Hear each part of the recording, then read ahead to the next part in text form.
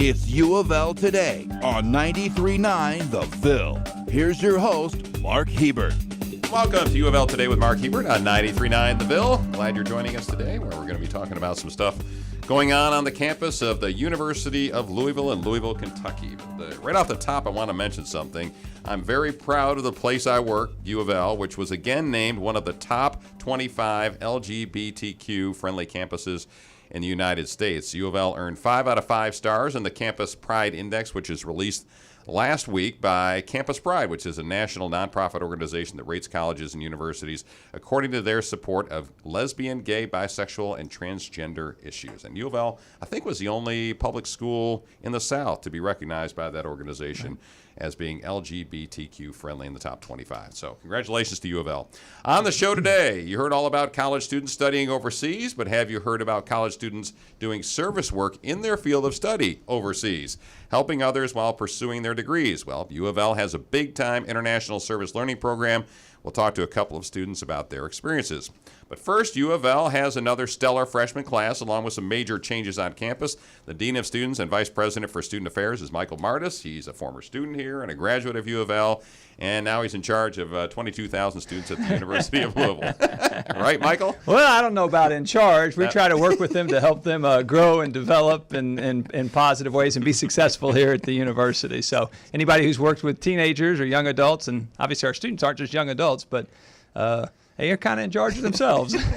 So as the Dean of Students, you're not going to take responsibility for 22,000 students, huh? Responsibility in trying to help them to be able to grow and be successful and achieve all their dreams and do great things for the university, the Commonwealth, and the world, but maybe not for every action during the day.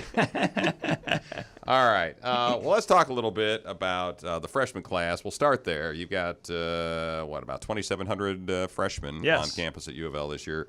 What makes this freshman class any different from the previous however many hundreds of classes we've had at U of L? I think the thing that we continue to see is that we have an outstanding quality of students that are choosing the University of Louisville, and that we have options, in terms of the class. So the university over the last 10, 15 years, with its focus on being a premier metropolitan research university, has seen a drastic change in terms of the types of students that are choosing to come to the University of Louisville. So I see that as really exciting. The number of students now, our freshman class, that are living on campus, so about 73% live on campus. And that is just a complete transformation from what this university used to be like as more of a commuter institution.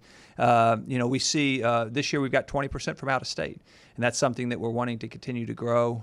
With us being a metropolitan area, we think it'll be attractive for students coming from out of state from other metropolitan locations. And so now we're intentionally recruiting in markets that we weren't recruiting in before. Yeah, I think we've talked about that with the folks from admissions. They're in Chicago, I think New York, Atlanta, maybe, Nashville, Cincinnati.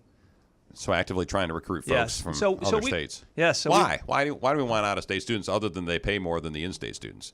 Well, and depending on what kind of scholarships they receive and the other things they bring, that may or may not be true. But sometimes that's obviously true with out-of-state tuition rates. They just add to the vibrancy and the diversity of campus, bringing people in from different perspectives. We also are at a point in time where we think that we can enroll more students. The university has been focused on really bringing up that quality, and so now I think we've gotten to the point where we've been able to build up our infrastructure, more housing opportunities, that we could actually increase the number of students and still maintain that high quality. And the average ACT score of this freshman class was 25.3, and that's about where U of L's been the last several years. It really bumped up in the last, say, 10 years or so, right? Yes.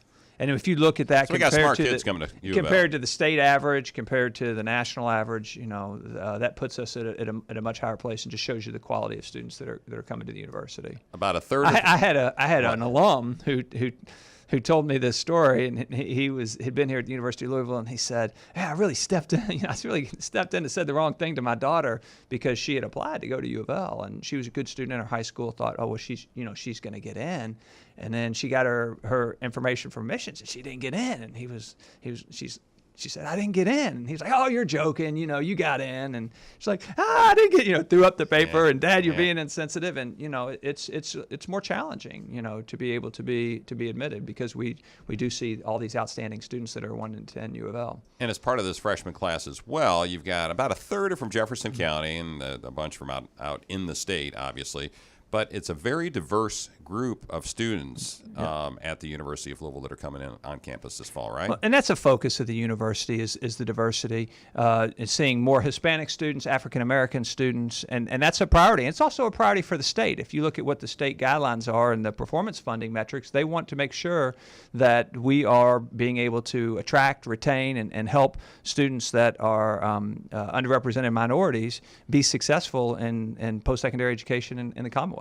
And one thing we should point out is that these students coming on campus this year, at least, the folks that returned, I guess the sophomores, juniors, and seniors, didn't have to pay any more tuition because we froze tuition this year. Well, and that's something that is important to the university, important to the Board of Trustees. We want to try and make sure that college can be as affordable as possible. And so by keeping that tuition rate lower, that's going to help students, be able to meet the financial requirements to be able to be here. So we try to keep the cost as low as possible. We want to minimize any debt for students.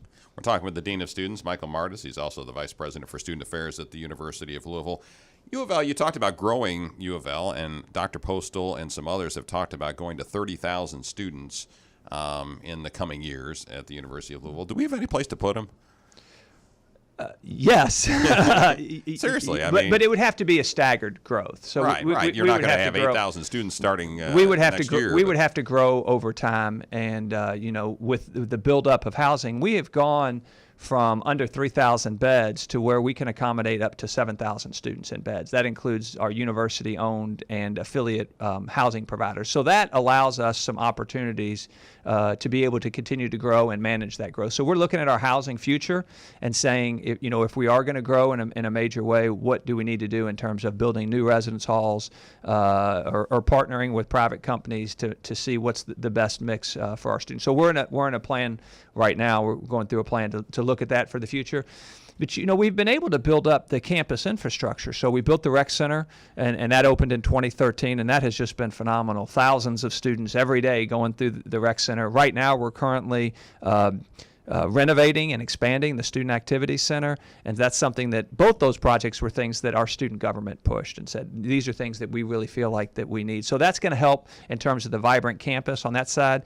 If you look at it, in the last 10 years, we've gone from 200 recognized student organizations to over 450, so about 125% growth. And that's students choosing to get engaged and being involved with other students in an area of interest. It could be diversity, it could be academic interest, political interests, club sports, Greek life, all those different things. So that's transforming, campus. And then we just, in 2018, will open the new academic building. So that's going to give us that expanded classroom space that we've needed. So, that would be something else. If you're bringing on more students, there's the housing, there's the food service, there's the campus life, but obviously the core is the academic classroom. So that building opening in 2018 will give us more options.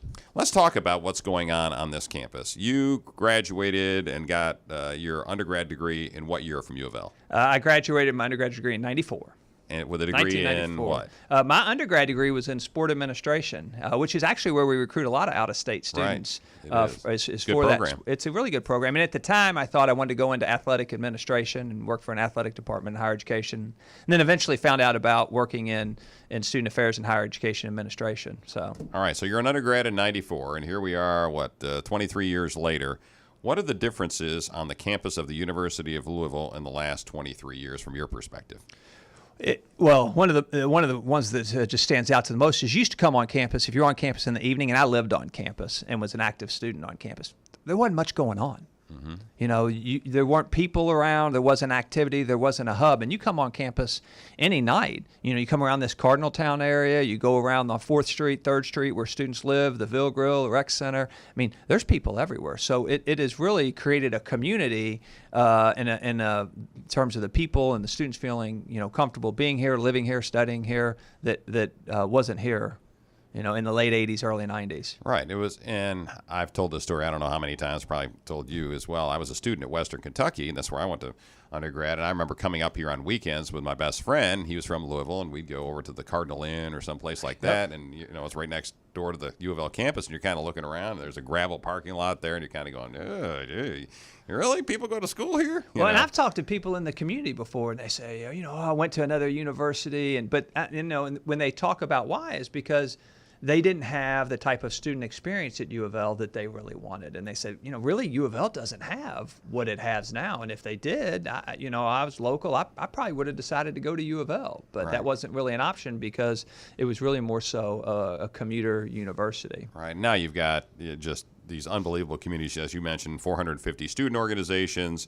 You've got, 70-something% of the freshmen living on campus. You got a brand new dorm on campus, and you got these new buildings that I want to talk about a little bit and what they will add. You've got a new academic building. You've got the renovation of the Student Activity Center. You got the football expansion, and even downtown, you got a new pediatrics building. What do those things mean to students and to our community? Well, it means that the University of Louisville is continuing to grow and move on this upward trajectory. So we're focused on the future for our community and what we bring in terms of economic value, healthcare, community support for our students and creating the future leaders of tomorrow. So there's not a status quo. We are continuing to expand and say, what do we need to do to be able to make sure that we're having more students that are graduating and that they're prepared to go out and be the workforce, for the next 40 years. So it's a good thing for the university. It's a good thing for the city and the state. And for folks who are listening out there that don't go to U of L and maybe haven't been on campus in a while, it's now a really good place to eat. You got Cardtown where we are, where the studios are of 93.9, and there's a bunch of great restaurants here. But also on campus, with the renovation of the Student Activity Center, there's all these new eateries that are pretty darn good. Well, so you can go to Mark's Feed Store. You can go to a Chick-fil-A right there in the Student Activity Center. The Chick-fil-A actually opened this week, and they've done a really good job of moving students through. As soon as something new comes up, everybody wants to get in that line. And before we had a Chick-fil-A, and it just was a small meal. You get a sandwich and some waffle fries, but now it's the full menu. So they can get breakfast, and so we've seen the students are really excited about that. Panda Express is in there, and then our food service provider has a variety of choices for other restaurants that students can go to. So Southern Traditions, they can get, Aqua Sushi by Drake's. There's a Prime Grill where they can get food. There's a place where there's a rotating menu, so there's different choices for students to be able to get. And all that's on the first floor of the Student Center. And then we also opened up a Starbucks on the Floyd Street side for people that are, coming to games or coming to an activity here on campus. Now, right across from the Ulmer softball stadium, there is that Starbucks. So, talking with Mike Mardis, the Dean of Students at the University of Louisville and also the Vice President for Student Affairs.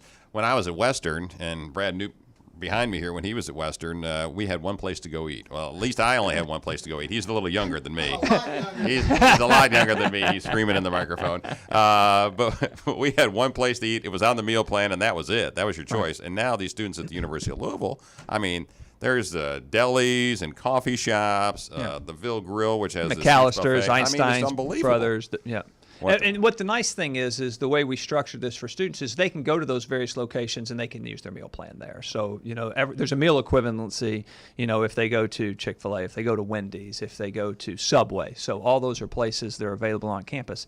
And that's creating the environment. People come together around food. It's creating a good environment for them on campus. And those things are intentional. Intentional in terms of growing the housing, intentional in terms of expanding the food service. That was 10 years ago, that was one of the largest complaints that we would get, is there's not enough healthy options, there's not enough options, the hours of operations need to be longer. So the university has gone through, and that's part of creating this vibrant campus life, is students need a place to eat and hang out. And it's the same thing in the residence halls. We've created the residence halls, and now we're building up these living learning communities because we know statistically, nationally, and here on our campus, those are the types of communities that students thrive in and do well academically. So students in our living learning communities, they graduate at higher rates, they retain, they complete more credit hours, they have a higher GPA. You know a little bit about that. Your daughter was in the honors group. I do.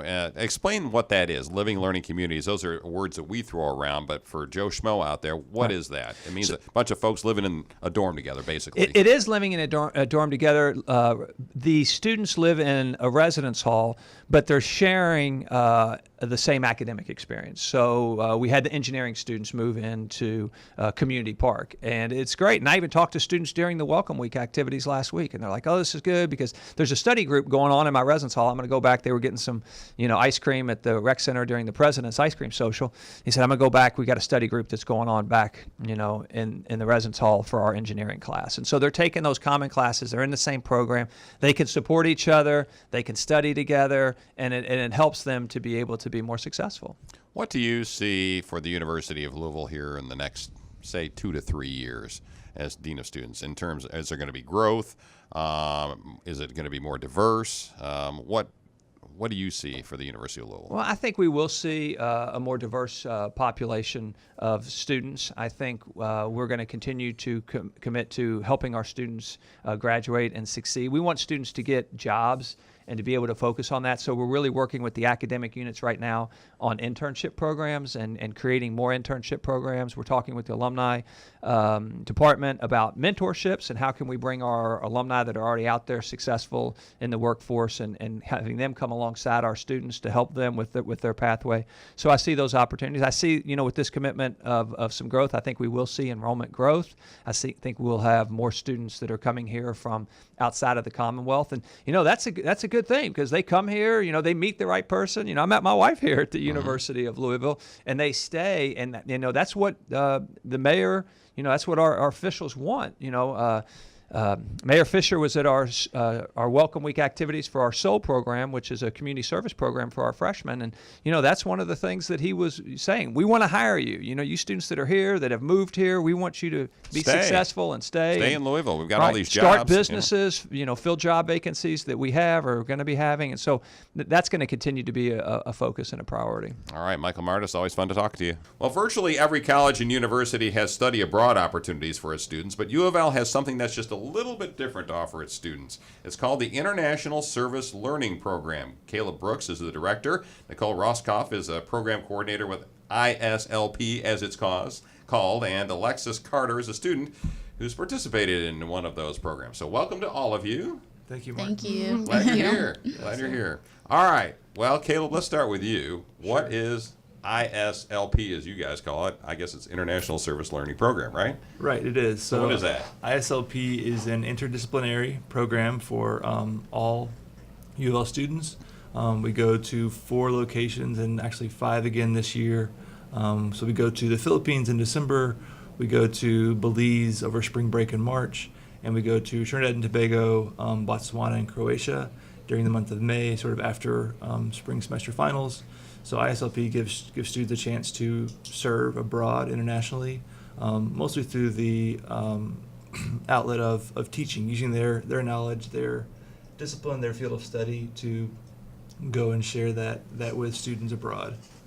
So Nicole, the students aren't just going laying on the beach for a week or so, are they, during No. the break? So what you talked about teaching. What are they actually doing? Are they teaching English for a week or two, or what are they doing? So it's a variety of lessons. It can range from communication lessons to engineering to nursing, public health. There's also a dental program and nursing. Okay. And Alexis, you went on one of these trips, so tell us about it. Where'd you go and what'd you do? Yes, I've been to 3 out of the 4 trips. I'm going on my 3rd one this fall to the Philippines. I was able to teach. I went with the communications program, and we basically did like program management. We taught them SMART goals, things like that. Just basically anything to help them succeed if they were going to college or into a work trade. Why'd you sign up for these programs? So I was interested in ISLP because I didn't necessarily want to study abroad, and this was a great program for me to kind of get a taste of that. I was able to get college credit and also meet other peers and kind of show off my skills that I had been learning during my college semesters. So Caleb, is this something that is just U of L students on these trips, or are these kids from all over, colleges all over that go on these trips? So our trips are just UofL students. So we draw from communications, dental, nursing, like Nicole was saying, also criminal justice. And so they're from all different walks of life, and it's a good chance for them to kind of meet each other and share knowledge, and also kind of connect across boundaries they might not otherwise connect across, and not just as far as internationally, but also within the university. And depending on where you go, Nicole, it's what, 7 to 14 days, or what are the time frames here? They are 10-day trips. Okay, they're all 10-day trips. Okay, for every one of them. Okay. Except for spring break, of course. That is strictly over the spring break week. Okay. That's Saturday to Saturday. So students actually take their spring break and they Yeah. go someplace that's not a beach or on a cruise or something? I didn't know that happened. Yeah. So what's the benefit to students, do you think? I guess, Alexis, you're the best one to talk about it. I mean, you said you wanted to meet other folks, but did you got some credit out of it, but for you intellectually and for you in terms of what you want to do in your life, what's the benefit to you? So for me, I'm all about experiencing other cultures. So when we go to these places, we're able to teach them that they also teach us something. When we teach those students there, we're learning a life lesson, and it's a great experience for us because we're learning a new culture.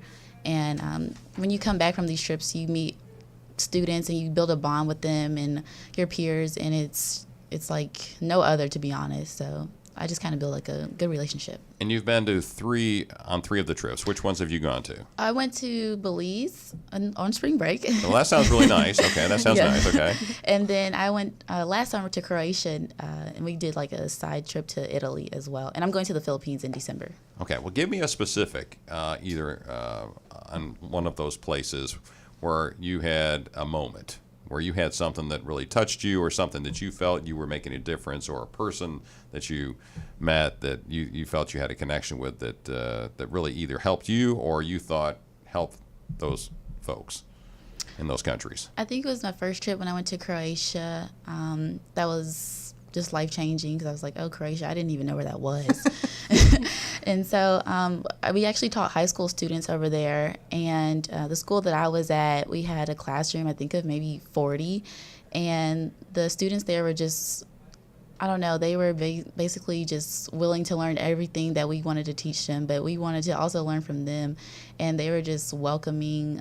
We played games with them and had competitions. But I think just kind of seeing what their everyday life is like, just simple things, how they get to school, what they learn in their schools, that kind of like had touched me because I was like, oh my gosh, we learned totally different things, but they wanted to be so much like America, but we wanted to learn so much about the students there in Croatia. So it's just the cultural difference was crazy. And it was good. Yes, I loved it. All right. That's Alexsis Carter, who is a student at the University of Louisville and has participated in these international student service learning programs. We're also with Nicole Rosskopf, who's a program coordinator, and Caleb Brooks, who's with the program, and he's the director. Caleb, is it a similar experience for most students that come back? And what Alexis just said, is it something similar that they all report back to you when they come back? Or Nicole, either one of you? Yeah, I think so, Mark. I mean, we see students coming back with really similar kind of takeaways in terms of just the chance to engage with students that are close to their age in these countries, and really, I think what ISLP offers as well is a chance to sort of get beyond the tourist sites, get into schools, get into communities. We do a lot of sort of prep work around cultural expectations and the history of these places, and so we think students get a chance to kind of see a side of a country they wouldn't see otherwise, and that I think that often leads to a kind of impact that's different from just going on spring break, for example, to Cancun, or going to Paris and kind of seeing the big sites.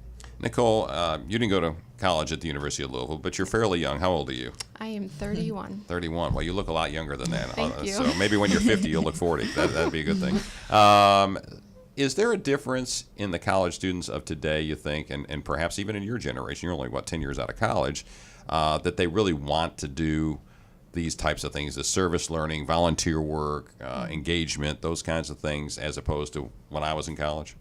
Well, of course, Yes. you don't know I when I think was in college, but that's, but you get my question. Even though it's only been 10 years, I think there has been quite a difference in students wanting that experience. I also think technology and social media has given that kind of a lift up in ways to exposing students to the different cultures and Made the world a countries smaller around the world. place. Mm-hmm. Yeah. Yes. Is there any plan to try and send U of L students anywhere else? Are there any plans on the drawing board to send them to some other countries perhaps, or is that not in the offing? We're just trying to get these programs right the first time around. Yeah, we've got a few ideas. I mean, one of our limitations is just time. So our trips run during breaks in the academic calendar. So we're kind of limited. We are kind of limited by that. But we are thinking about some new locations that are kind of in the works. So we'll see. But I think that there's a lot of support from our university with this program, and it's our hope and our goal to keep kind of building it and growing it so that more students can experience these same things. Alexis, you're getting credit for your trips, right? Yes, sir. Some sort of credit. So that's one thing you benefit from academically. Mm-hmm. How much do they cost? How much do they cost for me to go on an ISLP trip, or any student? What's the ballpark? Like around 3,000. Okay. Yeah. Okay. Well, was it worth it? Of course, yes. I loved it. I got to meet new people and experience a great culture. So. Okay. Of course, you're paying for a plane ticket there is probably $1,500 any one of these places, right? So that's a big chunk of it. Right. When students walk into your office and they say, I saw you're going to Belize. I really want to go there. They're thinking, some of them are thinking, that Belize, it's Caribbean, I think, isn't it? Isn't that where Belize is? Where the heck is Belize? Yeah, it is. And it's got sandy beaches, those kinds of things. Beautiful. Do you sit down and tell them, no, that's not really what this is for? Or do you even have students walk in and say that? Do they all walk in with a purpose and know exactly where they're going? Yeah, that's a good question. Our faculty help us a lot to kind of vet students. They are a big part of recruiting, so most of our students kind of come into it, I think, knowing that it is a service trip first. And then also, like in Belize, we do go to islands. We do go to mine ruins. We also do fun things. We do boat trips. So anywhere you go, you should enjoy it too. The point is not to just go and work only, but we try to just have a healthy mix between service and really getting involved in the local communities, and also having a great time. And if parents or students are listening out there and say, hey, that would be great, how do they get a hold of you? Well, there's a variety of ways. You can visit louisville.edu/ISLP. That website has all of the information, from contact information, list of countries, safety concerns, pricing. We also have OrgSync as well. Okay, very good. Alexis, good luck in the Philippines. Thank When you you. go. All right, thanks to all of you, Caleb Brooks, Nicole Rosskopf, and Alexsis Carter. And good luck with the program. Yeah, thanks so much. All right, we always try and wrap up with the Did You Know segment on this program. So the Did You Know for today. A Louisville startup has been launched by two U of L entrepreneurial MBA grads, Nick McCrae and Maxwell Comer. They've won a prestigious Vote Award.